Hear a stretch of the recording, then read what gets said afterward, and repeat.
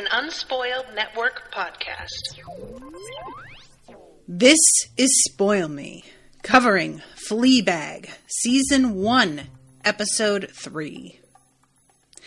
In this episode, we get to go to a not surprise party, and Bus Rodent's back, but he doesn't seem happy to be here at all. Welcome to Spoil Me.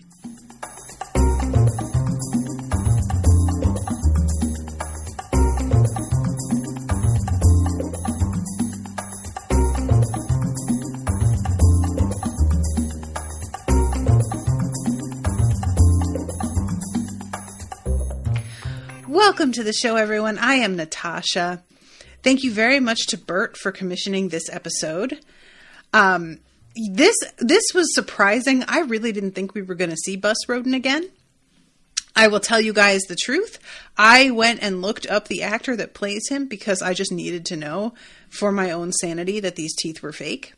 They are not only fake, but Bus Rodent is fine as fuck in real life. Lord. And I kept sort of thinking to myself, like, if it weren't for the teeth, he'd actually be really, really cute. But he holds his mouth in an odd way because of the teeth when he talks. And I started to be like, am I wrong? Am I wrong? And he's not hot? But no. I looked up the actor. I can't remember his name now, but promise. He's fine. And it's a shame. So let's talk about this fucking messy episode. This show, it's really full of surprises. First of all, we start off with Fleabag jogging through a cemetery. Now, I don't know if I'm alone in this, but the fact that she jogs is shocking to me. Utterly shocking. I don't see it. I just don't. She seems to me much like a friend of mine that I had in high school / college who maintained her figure by just not eating and drinking all the time. And she would like do some working out, but really it was mostly all about not eating. And that for me is like sort of the low energy version of the eating disorder spectrum. You have the high energy version, which is over exercising. Throw in bulimia in there some as well, because that takes extra effort and management and also just some sturdiness of stomach or not. And then you have just like refraining from eating entirely, which is very like low effort. And also you need less energy. Like it produces less energy. So there's just a very like literal interpretation of that. And she was like almost at the doesn't eat anything end of the spectrum, but she did drink a lot. So that nudges her up a little ways. And that's definitely where in my head I was placing Fleabag, because she talks about her sister having an eating disorder. And honestly, I kind of felt like at the time, I was just meant to take it for granted that meant she also had an eating disorder. I think she says that she is pretty sure her sister's bulimic. Specifically, I might be wrong, remembering that wrong, but yeah, I figured her sister is like the overachiever, so her having the like high effort version of an eating disorder makes sense versus her own low effort version, which would definitely not include exercise. This just really surprised me out of the gate, and all it is her jogging up to the camera, doing some stretches, looking at the camera, and saying, jogging. And then running on. So then we go to her and her sister sitting on a bench in front of their mother's grave talking about her. I don't think that we know how mom died. Am I wrong? She says something about how her mom had a double mastectomy. So I think it's probably safe to assume that her mother died of complications like in conjunction with breast cancer. Perhaps the cancer spread. But she and her sister are sitting there at this bench that's like perfectly placed at the end of the grave. I love how like unlikely this is, and yet it works completely in this scene. Also, I really love graveyards for running through, especially. I love her sister saying, you're just flaunting your life right in their faces. I know that there are a lot of people who feel that way. And honestly, as much as I don't subscribe to the idea that like there are people hanging around, they're like spirits that hang out in graveyards, because there's so many better places for a spirit to go hang out. Why would you be in a graveyard? That seems really lame. But so, yeah, I don't subscribe to that idea, but I do get that, like, that sensibility, just being like, man, they can't go jogging and you're just going to throw it right in their face. But I thought it was really funny the way that her sister delivers that line, and she's so serious about it. And whenever Fleabag like looks at the camera after somebody says something, it's always fun to try and determine what exactly she's thinking, because when she looks at the camera, there's a sense of like, wow, weird, but then a little thoughtfulness with it, you know? I used to just actively hang out in graveyards when I was a high schooler. And I know that that's a thing. It's a place that feels sort of private and away from the rest of the world, but there's nobody around to like fuck with you, you know, to tell you to get out, unless it's like a sort of newer cemetery. That can be a problem if there's like caretakers and stuff. But if you go to a place like this is in bad repair, this place is a mess, then you're not going to run into that. So I know that teenagers hanging out in cemeteries is like sort of a thing, a trope, because of a lot of people would go and get drunk and stuff in like what I've seen in pop culture anyway. That was not my experience. I would go and hang out and just like draw. Do grave rubbings was also a thing that I really enjoyed. I just found them like fascinating, especially in Connecticut. We had a lot more like extremely old graves. I can't imagine what this graveyard, you know, in England is like, what they've got. But compared to Texas, Connecticut stuff was much older. And so it was really fun to do grave rubbings and try and, you know, look up names of people that you find their information on a stone. And that was a project that I would do for school. And then I just wound up thinking it was just really interesting. And for anyone else who's sort of interested in that kind of thing, I heard recently about an app called Find My Grave. And basically what it is people are trying to put together like complete histories of family trees and genealogy. And they are looking for the actual grave marker of a family member, but they aren't necessarily able to go to the state that this is in and look for it themselves. So they will put information into the system about a specific grave at a certain cemetery or in just a certain town that they are looking for. And you go in there and volunteer to find it. And you take a photo of it when you find it and like log it for people. So I just thought that was kind of a neat idea. It's the sort of thing that if I had a vehicle, I probably would like actually check out, but there's only one very tiny cemetery in walking distance from me here. Anyway, way off topic, but yeah. So this conversation between her and her sister, I'm gradually really coming to enjoy their relationship. I thought we were going to have just straight up antagonistic. And instead, there's a genuine affection that comes through even when they are really irritated with each other. And a sort of, there's just a tenderness that sneaks out here and there that feels very real to me. And it's surprising every time it happens because, like I said, I just have this like mental preparation for just straight up caustic dialogue. And instead, they have these vulnerable moments together, and they're certainly just moments. They don't have long conversations. But here they talk about like their mother's farts and the way that Fleabag has started farting like their mother, and how they each wish that they had a butt like their mom.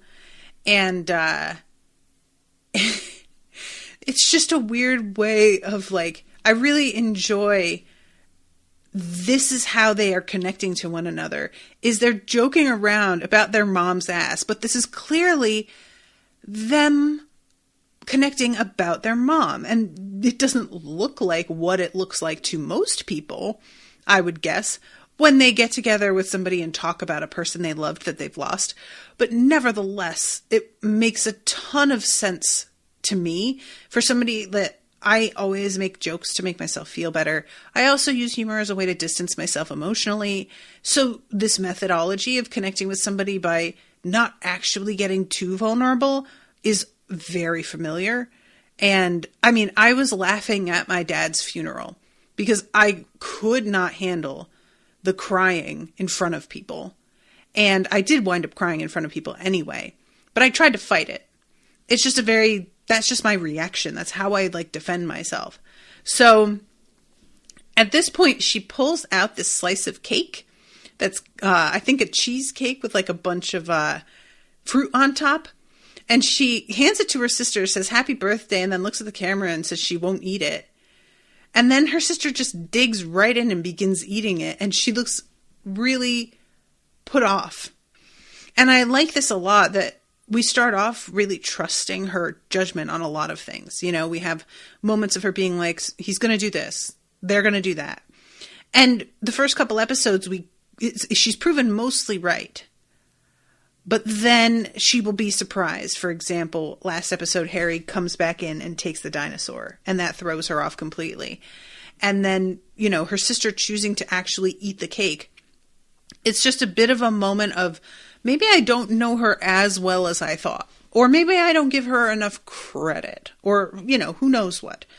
But it's just nice to be reminded that even though we're in her head and we're seeing everything from her perspective, we're still going to be able to tell when she's wrong. She's an unreliable narrator, but we are a reliable observer. And we get to interpret what we're seeing, and she may be incorrect. So that's helpful. So her sister is explaining to her, essentially, I have set up this whole birthday surprise, which is obviously not a surprise, but I'll definitely act like I'm surprised. But I don't want you to get drunk. I don't want you to wear a short skirt. I don't want you to be ridiculous. It's going to be kind of a business meeting, practically. I'm going to be trying to finagle my way into a promotion, so please be cool about it. And she asks if she can bring a date and says that she doesn't know who she'll bring yet. And then we see later that she's apparently, I think the implication from a scene later is that she winds up sending nudes to a variety of people and just seeing who responds, unless she's sending all of those to Bus Rodent, but I don't think so. But yeah, anyway, she tells Fleabag that she hasn't gotten laid in a long time because her husband still has that thing on his penis. Now, this is one of those where I'm really curious. So, first of all, what does he have on his penis? What's he got going on that isn't a result of an STD? What's going on? Because if it's an STD, then I would assume he's cheating. So if she's certain that he's not, then what is it? Secondly, every relationship I have been in with a person I lived with, they walked around naked all the time. And I would be able to see if there was still an issue. So I'm assuming that's not the relationship that she has with him, which is not surprising because she seems very uptight. And I wouldn't be shocked at all to find that nudity is a no-no in their household. But that is wild to me. The idea of living with a person that you don't want to be comfortable enough to walk around naked, and you do not feel comfortable enough to walk around naked. I can't imagine being willing to marry a person that I don't have that comfort level around, or being willing to have sex with a person that I don't have that comfort level around. I can't even comprehend that. And this leads to a weird conversation later, but at the moment, what we're meant to think is just that she hasn't gotten laid in a really long time, and she is feeling frustrated. And there is a sort of like suggestion made later by her husband. Is it Marvin? That like, why doesn't she take me out to dinner every once in a while? And I was sort of like, what? So does he feel neglected, I guess? But it's just like, it's one line, and I can't tell how serious he is about it, because he just seems so full of shit so much of the time that I don't know whether to take it at face value, or if this is just him like rationalizing somehow. So they walk past this guy who's standing at a grave crying. And I thought this was so funny. So they're walking out, and her sister is like, Jesus Christ, about this guy who is standing at a grave weeping openly. And Fleabag says he's at a different grave every day. And her sister gives her a look and says, you're here every day? And I have to admit, that wasn't how I interpreted that sentence. I didn't realize that she meant like factually, he's at a different grave every day. I thought she was implying what she thinks about the guy, which is, I bet he's at a different grave every day. And we see at the end of the episode that she was not wrong. She wasn't lying. We see him at a different grave, and he's weeping there too. I am dying to know what the deal is about this guy. He's like the polar opposite of her, where she does everything she can to not be vulnerable and distance herself from her feelings and not experience grief. And then we've got this dude who's looking for grief. He's out here like trying to find places to grieve and people to grieve for. And I just really, each of them could kind of learn from the other, I feel. Like, I would appreciate that. I would just, that would be very, very compelling to me to see the way that they interacted with one another. So then we cut to her, and she is at work standing at the counter of the cafe. The cafe, by the way, I don't feel like I remember the outside of it from other scenes. I'm certain that we've seen the outside of it before, but I didn't recall what it looks like. The exterior of this thing is the most depressing. Damn. It's like very creepy inside. Oh, thank you, Miss T. His name is Martin. And later on, Martin calls it actually like, I think he says this is creepy as fuck. But the exterior of it, it's just this like gray, drab. It needs a paint job. It needs to be like hosed off. It clearly like a power wash. She has like tables to sit outside, but they aren't outdoor tables or outdoor chairs. They're just regular tables and chairs, which there's a real vibe whenever that's what's out for people on the street of like jankiness. It just doesn't feel, and then when we go inside, she has pulled down her tights and is taking pussy pics right behind the register. And it's so like a second later, Martin comes in and she's like, Jesus Christ, as if he walked in on her in the bathroom. You're standing at the counter in your place of business that you own. Ma'am, there is absolutely no reason for you to react like he's the dick here. Now, that doesn't sustain, obviously, for the remainder of the episode, but I'm just saying right here. So she says, my boyfriend before Harry used to make me send him pictures of my vagina wherever I was, 10 or 11 times a day. One day, when I was temping, he asked me to, and she gets a text. And it's really funny when he says pussy or tits. She goes to the bathroom and there's a real like, ugh, sort of sense to it. She goes and takes a pic, sends it. Then he's like, no, send me another one. So she takes a titty picture. Then she's about to leave and he says, another one. And it really does feel like just, this is her whole day, Girl, just get some on deck and save them and then you can just have them ready. You don't need to be spending your day like this. But I'm sure for him, part of the thrill is the fact that she's doing it wherever she's at, and not just that they were like, backed up in her phone.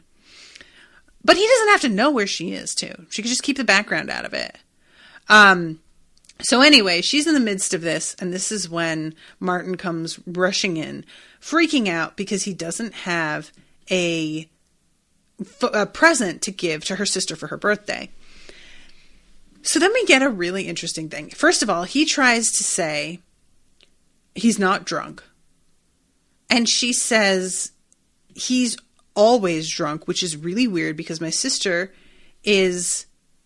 she says, my sister's so straight, which I, interpret not as the sexual orientation, but as the straight edge, doesn't do drugs, doesn't drink thing.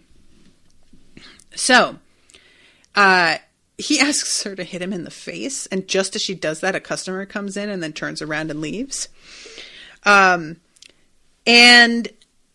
she says something about, she says, first of all, the man's got a problem, but no one wants to admit there's a problem because then they don't get to have fun with crazy drunk Martin.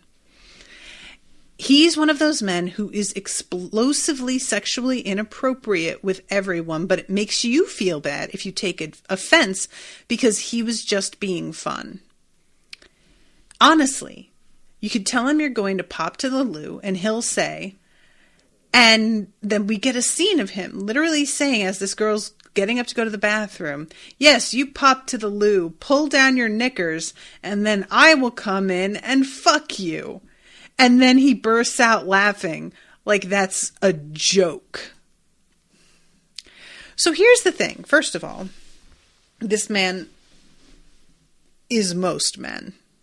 And not to say that to that extent with that bad joke, which isn't a joke, it's not a joke.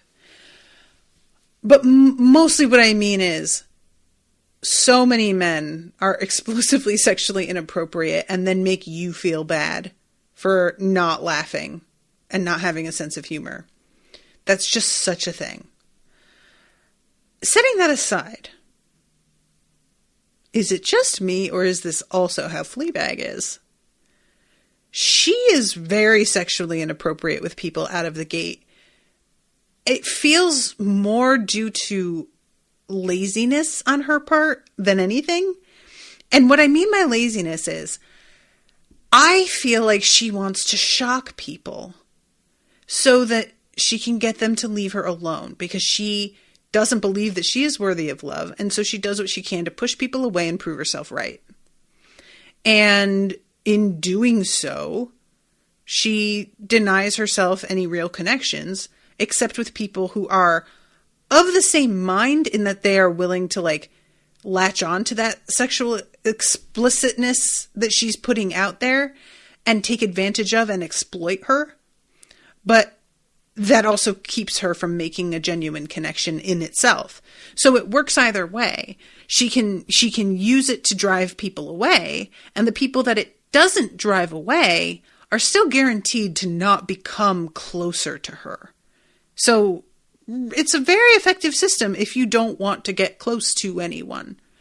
And it's just wild to watch her interact with this guy because the both of them are really similar, honestly, in some of the ways that they choose to approach the world.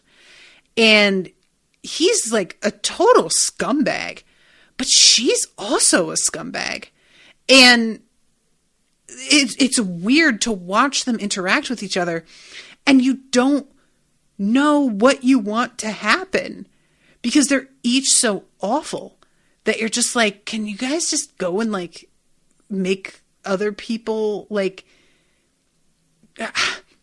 making each other miserable, I guess, keeps it in the same loop. If they're just interacting with and making one another miserable, maybe that's safest for everybody in their orbits.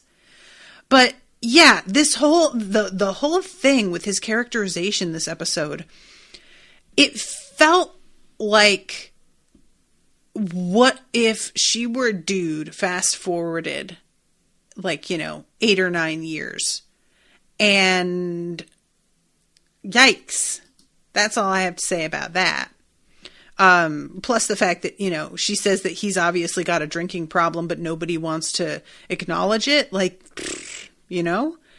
So this is when he's like poking around her place and talking about how the place is creepy as fuck. He wants to know what she thinks he should get her sister. And she suggests a guinea pig. And he says, can I take this one? And he goes over to Hillary, that's in the little cage right there. I want to know how she keeps getting out of her cage. It just doesn't feel like it should be possible. But he says something about how like there's something wrong with this one, and she replies, "Yeah, vet says she's depressed." And he says, "Oh, well, did you know guinea pigs can die of loneliness?" And she says, "Can they?" And he just keeps looking at her after she says that, and she turns to the camera and there's a smash cut. So I don't know if that's true or not, but I don't want to look it up because I feel like you ever think about, you guys, what will be in your search history if you died today? What would be there that they would find that you looked up? Because I really feel like if I were to suddenly die and can guinea pigs die of loneliness was in my search results, it's not even like I would be embarrassed, except that's not the right word. It would just feel weird. I would feel weird about it. That's all I'm saying. So then we get the flashbacks to her and Boo is trying to get her to hold the guinea pig and she wouldn't, which is very interesting because at the end of the episode, she is holding it. And it feels like her making a concession both to Boo, because Boo wanted her to hold the guinea pig, Hillary, but also her trying to connect with Boo in a way. Like, this is her paying tribute to the memory of her friend, like indirectly, I don't know. I thought that was really sweet. But anyway, so she's talking about how as much as she doesn't like Martin, he makes her sister laugh like no one else ever has. So she has to give him that. And we see her sister trying to put her arm into her coat sleeve that he's holding up. And he keeps like ducking out of the way and eventually just drapes it over her head. And she is laughing. And it's one of those weird things where there's a person that you would really think this kind of comedy would not work for. Like for me, if Owen kept ducking my sleeve of my coat out of the way as I kept trying to, I would turn around and grab him by the balls and take my coat back and leave him there is what would happen. I am not interested in playing this hilarious game. I have a great sense of humor about a lot of things, but there are certain things that I have no interest in being cute. So it's weird. And I'm not even personally entirely sure why I draw the line at certain things. But for me, this would be the opposite of cute. And yet, she seems very into it. She seems very she finds it really amusing. It's weird. So he says, I bought her a necklace with her name on it, but she found it and told me not to buy it, which I guess means he returned it. I bought her a book that she already has, and she says not to buy her any clothes because she probably won't wear them. She scares me. And this is the kind of thing that, personally, I am a big fan of buying gifts for people. I understand the anxiety that comes from having to pick gifts out that a lot of people have. And I think that a lot of the time people make it harder than it has to be. But I can't imagine, genuinely, the moment comes where he says, I don't know who she is. And that really is the heart of the matter, is that he doesn't know enough about her to be able to tell what to get her. And the irony is, later on, when he comes traipsing out in a pair of heels and is like, aren't my shoes gorgeous? I'm like, there, boom, get those shoes. Those look like her. They're just like taupe, 3-inch heel, pointy toe pumps. But yeah, that looks like the kind of shit she would wear 100%. But I guess he thought that was a joke, which is unfortunate. But yeah, just not knowing somebody at all who you're married to enough to get them a gift is wild to me. Like, I mean, that's not to say that I don't occasionally have moments, even with Owen, where I'm like, God, what do I get him? Because you just run into that, especially when you're first contemplating the kind of thing you want to, but you at least can, like, if you're married to somebody, I would hope you can look through stuff and be like, no, that's not him. No, that he would not like that. Oh my God, he would love this. That's, I would think, something basic about a person you are pledged to spend your life with that you would be able to do. And I can't imagine, again, their marriage, it's like they're total strangers to each other. It's weird. I don't understand the relationships that people have in the world. Like, there's a whole thing. And those of you who are in any group on Facebook, I'm going to talk about Facebook groups for a second, that has to do with like a product, and it's primarily geared towards women. I have a feeling you are going to see this also. This happened in the Happy Planner groups that I was in with planner supplies. And now it's happening in a CVG group that I'm in, which is a company that sells leggings. And both of them are chock full of women sharing posts of the huge haul they got in the mail because they spent hundreds of dollars, and them talking about how they have to hide it from their husband, get home before the mail gets delivered to hide it from their husband. They came home on their lunch break and got it off the front porch and put it in the trunk so their husband wouldn't see it. The variety of things that they do to conceal what they've purchased from their significant other because that person would not approve, would give them a hard time, would cut them off somehow. And look, I'm not going to say that there haven't been months where I have overspent and been like, oh man, Owen is going to see this and really be like, what the fuck? But even then, I'm like, well, he kind of has the right to ask that, because why did I spend this much? This wasn't a good call. I have never lied about it. I have never lied to Brendan about it. It's just, that's just crossing a line for me, where if you get to that point in a relationship where you're hiding, actively going out of your way to hide and continue hiding, which you would have to do. Once you do it once, you're doing it. Like money stuff, that for me is an indicator that you are with the wrong person. Just straight up. Either you are with the wrong person or you are a bad partner. And like, sorry if that sounds harsh, but low key, I'm not sorry. You cannot have that level of like dishonesty about something as fundamental as money with somebody that you claim to respect and care about, especially if your finances are joined, because that means that it affects them too, but you just don't care, or you don't like trust their judgment enough, or you don't think they trust your judgment enough. And that's another whole issue. So anyway, what I'm saying here is I know a lot of people are in relationships with someone who feels like a stranger to them. And even though I divorced my first husband and things didn't work out with us, and I felt very lonely a lot of the time, it was never like that.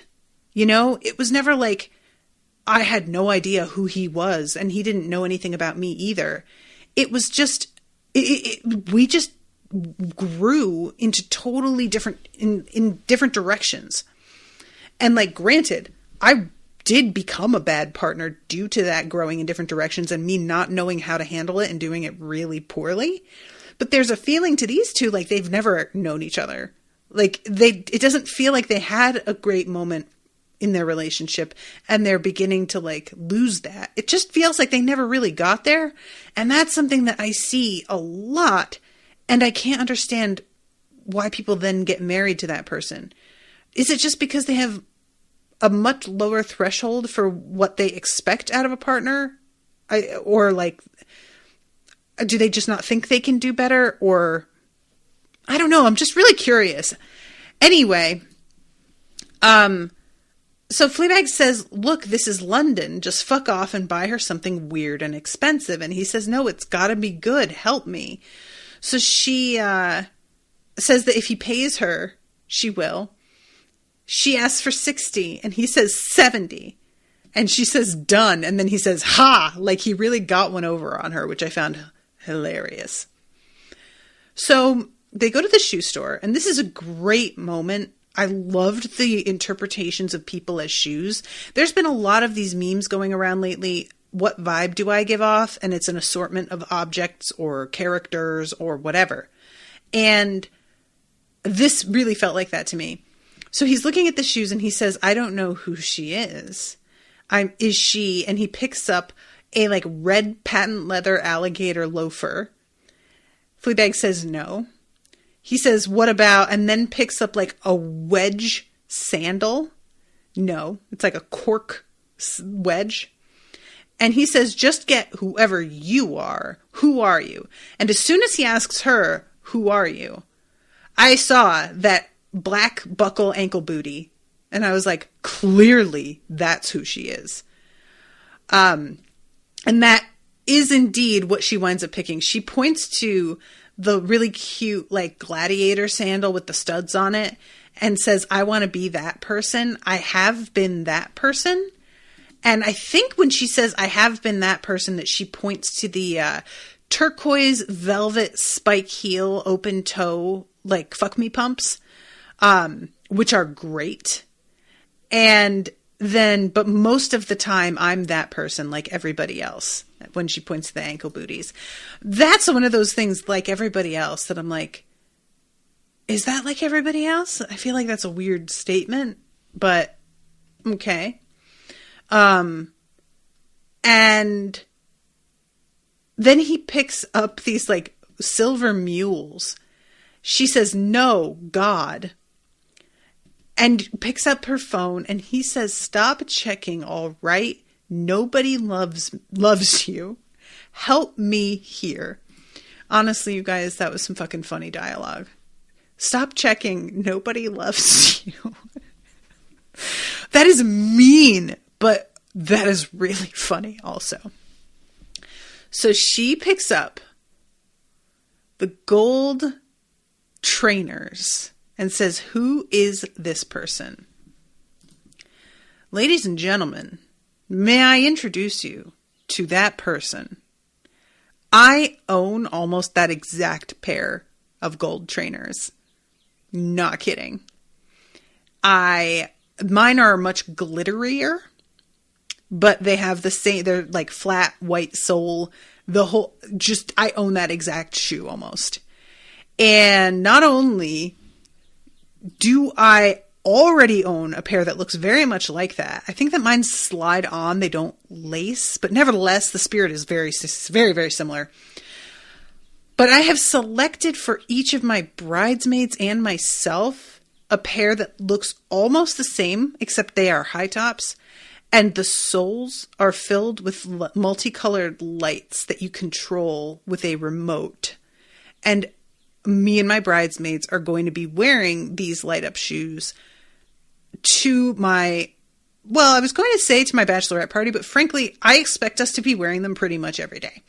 So that's the thing that I'm going to do. And each of my bridesmaids gets different colors because they each are going to have a color themed gift arrangement. And so we're going to have silver, gold, rose gold, red, blue. There's like a weird sort of opalescent one, hot pink. These shoes, the fact that she picks them up and is like, who is this person? I'm just like, what do you mean? Do you not know anybody who would have worn that? Would Boo not have worn that? I don't know. I feel like Boo would have worn these. And she says, get her something that she would never get herself. Surprise her. She'll think you see her as this person, and everyone wants to be this person. Do they? Is that true? Like, look, As a person who owns these shoes, I'll freely admit I don't wear them that often because around here, I mostly wear sneakers or boots because I live in the suburbs and it's a real boring suburb. If I still lived in Philly, I would dress a lot cuter. But around here, dressing cute frequently draws attention, and I already draw enough attention being fat. And so drawing extra attention, I just don't want it, really. I was talking about this with Owen the other day. I was just taking a walk in my neighborhood and somebody like yelled out how they were proud of me and asked how much weight I had lost. This is a third time this has happened in my neighborhood. A total stranger telling me they're proud and asking me about my weight. And I would just love to be able to walk around as a person and exist and not have that be a thing. But I can't because of my body, and that apparently attracts everybody's opinion. When you take this body and then you put very loud clothing on it, it draws even more uninvited commentary. And I don't have the fucking, capacity to cope with it most days anymore. It's tiresome. You just don't want, the times that I have dressed here, the way that I used to dress in Philadelphia, I have had total strangers stop me and be like, who are you just all up for? Or just the really condescending, you look beautiful, which is one of those things that it sounds like it should be a compliment, but the tone of voice and the way it's said does not feel at all like a compliment. It feels like them being like nice to the fat girl. And I may be reading into that more than is warranted, but I really don't think I am. So what I'm saying is I was this person, the gold shoe person, and I want to be that person again. But where I am is not super conducive to it. And it's very frustrating. It breaks my heart a little bit, to be honest, because I still purchase clothing in that, sort of, not that style, but in that spirit. And then I don't wear it because I'm aware of the way I'm going to be treated because of it. And it's really annoying. Anyway, her saying, Megan says that happens to me too. I hate it. Yup. Any fat person who does anything in the world knows what it's like because everybody always feels free to comment on us. That's just, once you are fat, pregnant, or disabled, your body becomes subject to public review. And people just feel free to just say shit to you. And especially with pregnant women, the number of times I've seen a stranger come up and place their hands on their belly, I would literally kill a person. I'm not kidding. I would break somebody's hand. Don't you dare. And yet, woman who's pregnant is just expected to let that slide, and it's a perfectly normal thing to do. Oh my God. No. I won't lie. Seeing that happen multiple times was a major factor in me deciding I didn't want to have kids. And I know it's not exactly relevant to the concept of having kids, but there was a sort of a message that went with it that oh yeah, now that you've decided to bear a child, your agency is completely gone and you as a person are no longer relevant. That I absorbed deep in my bones. And I really think is actually correct. That is how people see women in a lot of ways. And I just was no, I don't think so. I'm not participating in any of this. Nancy says, I think it's Nancy and Jay, says all those people can get smushed by an Acme safe. Ms. T says, my mom literally cupped a guy's junk after he came up and touched her stomach at work after she asked him not to. Ms. T, tell your mom she's a superhero and that I salute her and aim to be like her in life. Just let her know. She has fans. That's wonderful. No, I am not, no. Having comments is bad enough. Physical touching, ugh. And then there's the whole thing that happens with black women, where people like to touch black women's hair. Oh, just go fuck off. I have had plenty of people touch my hair because I have ringlet curls, so people find that very fascinating. But it has never been treated like I'm a fucking zoo animal, which is what people will do with black hair. They act like it's a totally alien thing. And it's just super gross. Can we all just mind our own fucking business? Low key, not low key, very high key. So, yeah, this whole thing, like, everybody wants to be this person. I'm like, I don't think that's true. I don't know. It's weird, though, because, like, I will wear outfits and people will say, I wish I could wear that. And I've always been weirded out by that comment because it's like, you literally can anytime you want. But I guess what people mean by that is it's so out of character for me to dress like this, it will invite commentary. And the difference is just going to be that it will invite commentary from people that I know versus the kind of commentary you get from strangers when you're heavy. So I guess I can understand that, but it just, you know, not really knowing how, like, I have just always been that kind of person. So I was just like, well, I'll just be that person then. Like, if you like these clothes, then you can be that person. You kind of are that person. All it takes is liking it. Boom. You're there. You're done. But anyway, so this is when she turns and she sees this guy who is crouching down with a woman that he's trying, it looks like he's putting a shoe on her foot.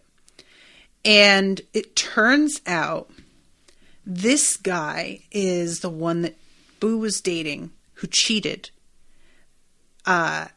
which made her get so depressed that she decided to jump into the bike lane. And we see a flashback of her and Fleabag smoking together. They're smoking weed. This scene is really wild. She's trying to explain to Fleabag who it is that she's thinking about, because she's like trying to say that there's like a neighbor that's really hot. And she says, I'm going to think about him so that you can picture him. Because she's sort of like in that high space where you're like, where you say things that are wild, but they make perfect sense to you. So she's like, if I visualize it hard enough, it will transmit. And Fleabag says, I'm not getting anything. Make your face his face, which is amazing. So she looks at her in this way, and Fleabag stares at her for a long while, and then finally says, is he mixed race? I'm getting mixed race. I love this moment because this is just such a great example of a moment where you are vibing with a person in a way that it's not just that another person wouldn't get it. It's that there would be no attempt at all because you are just, it's such a foregone conclusion that person is not, it's not happening. And yet you sometimes find your friend who you barely even need to talk about what the thing is and they just know. You know, I loved this. I thought this was so great. It's like the kind of example where I'm like, I don't like buy it in reality, but I totally get what she's getting across here and it works completely. So as they're sitting there like talking to each other here and she zeroes in on the like, oh, is he mixed race? They hear somebody out in the hallway and they open their door and stare out at him getting his mail. And she says, Boo says, I'm really sorry. We're really high. Fleabag says, just wanted to know what you looked like. She thinks you're lovely. And he sort of like smiles at that. And evidently that was the way that they like introduced themselves to him. And obviously that shit did not work out well. And when she sees him, I am assuming she doesn't still live in the same place. I think that it looks like when we see the inside of like, because I believe she was roommates with Boo, right? And the apartment that we have seen since does not look like the same place, but I could be wrong about that. We don't get a great view of it, but I'm going to assume Boo died and she moved out and got her own place because like, I'll tell you what, if I had a best friend that I shared a place with and they passed away, I don't think I could keep living there. Like, just aside from the financial aspect, it's like if Owen suddenly died. I couldn't stay in this house. Oh my God.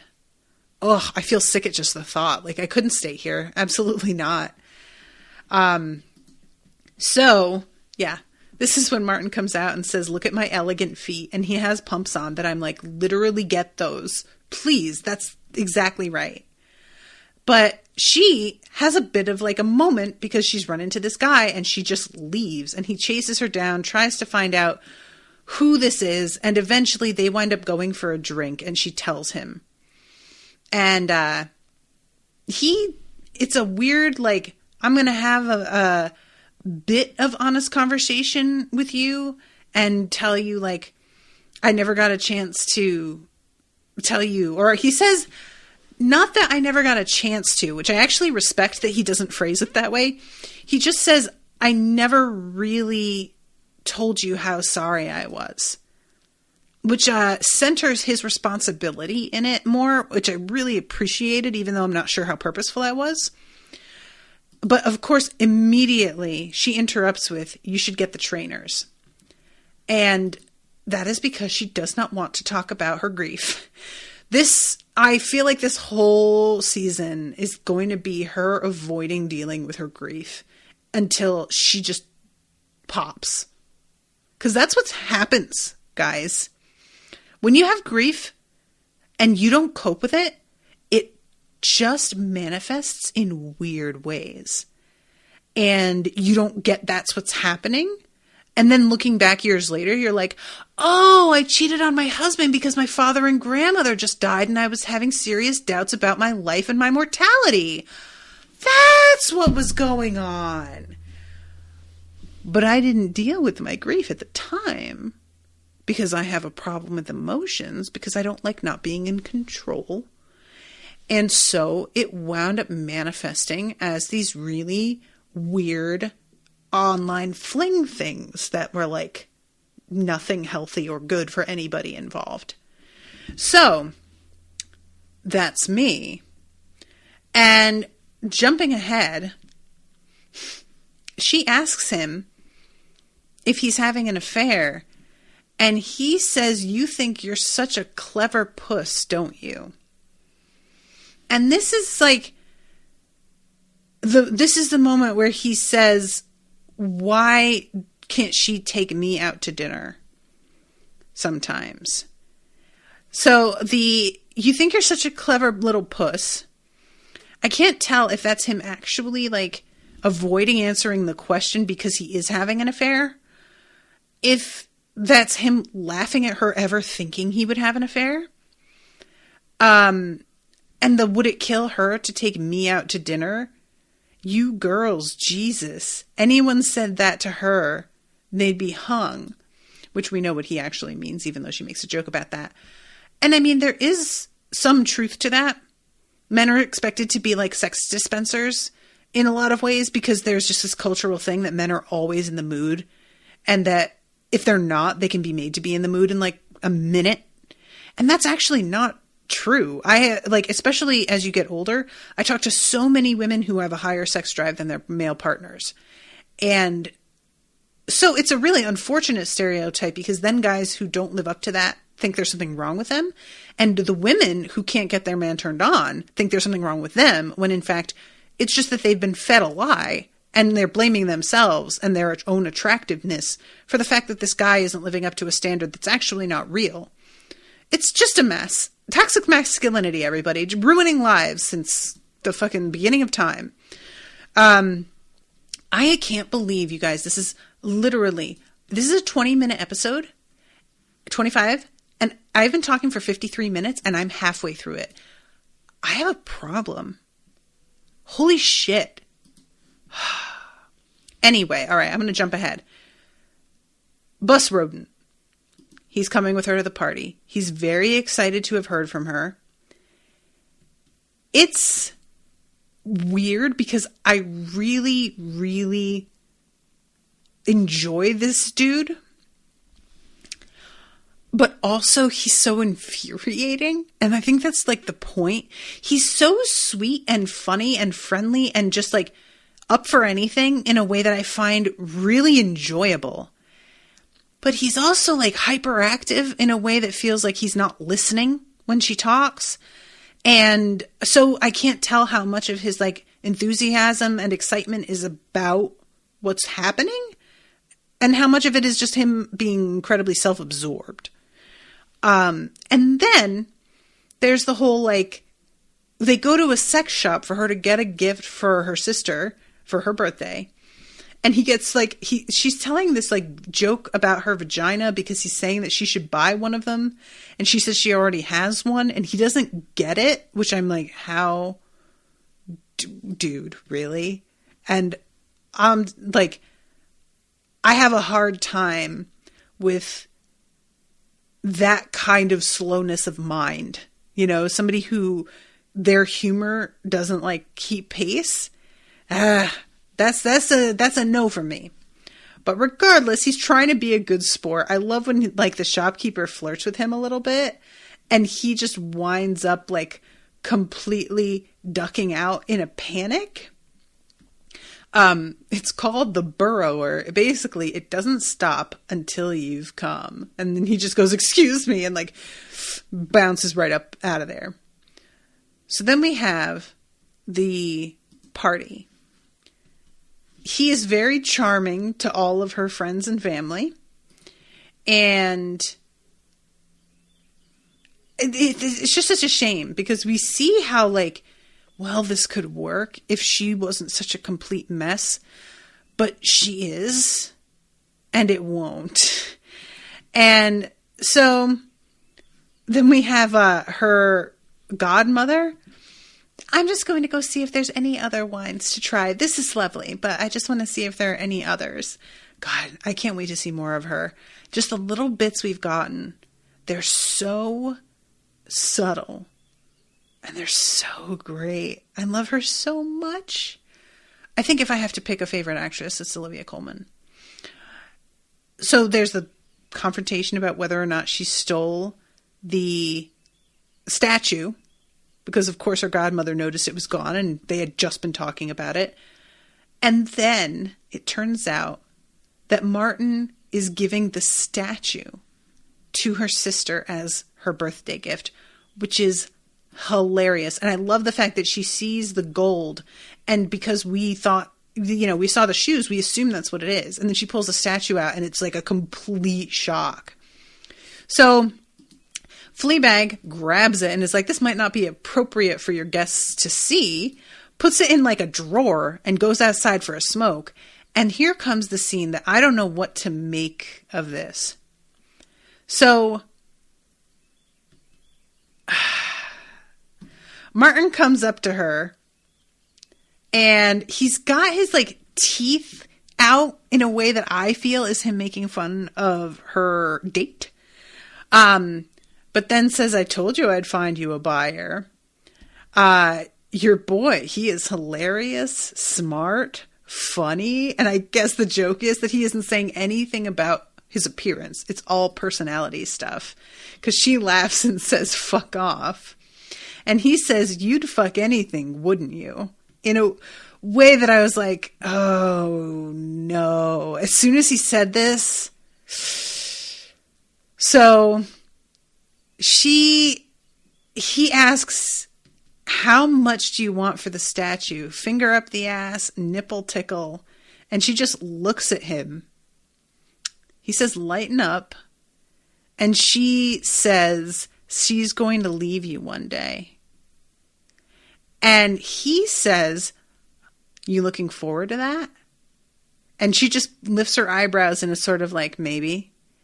And then he leans closer and closer. And she is sort of, it feels like playing chicken.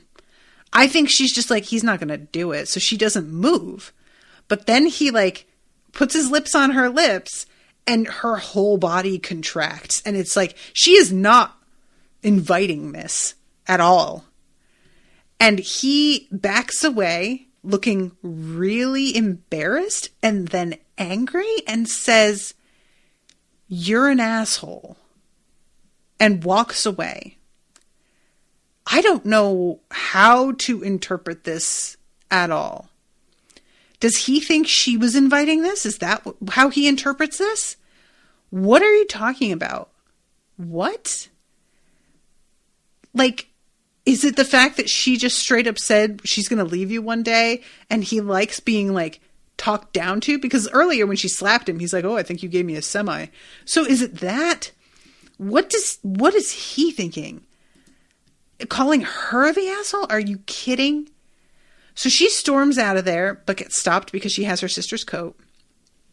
And I think she was going to try and leave without bus rodent, but he finds her, comes home with her, or no, they go to the cafe. They don't even go to her house.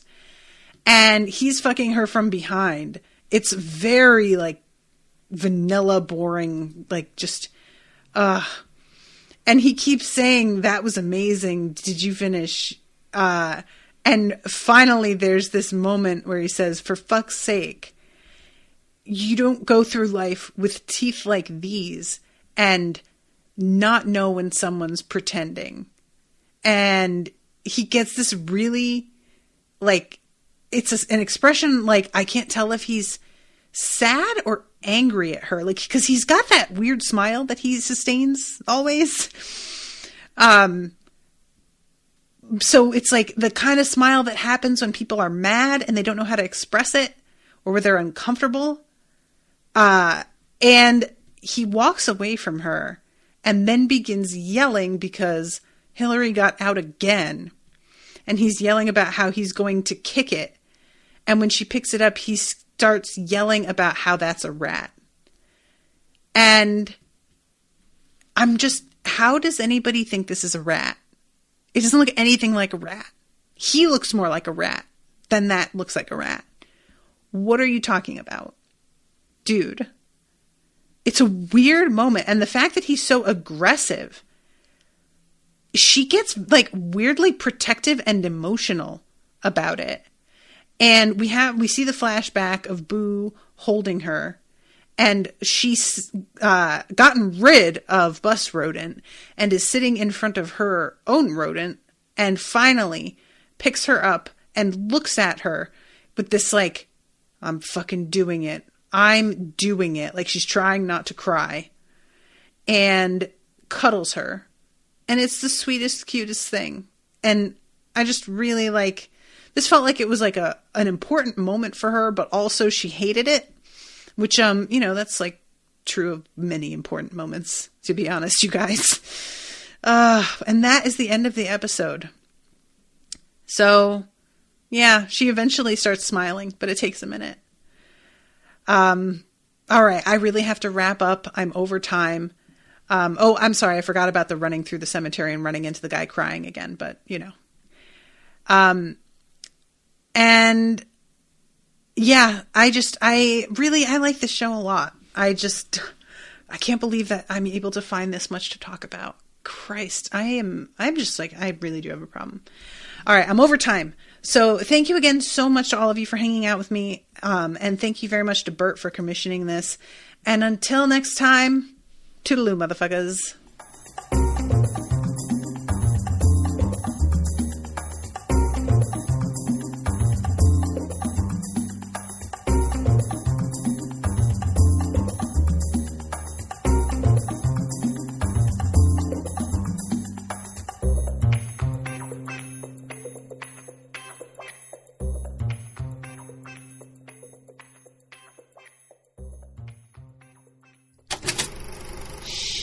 That was an Unspoiled Network podcast.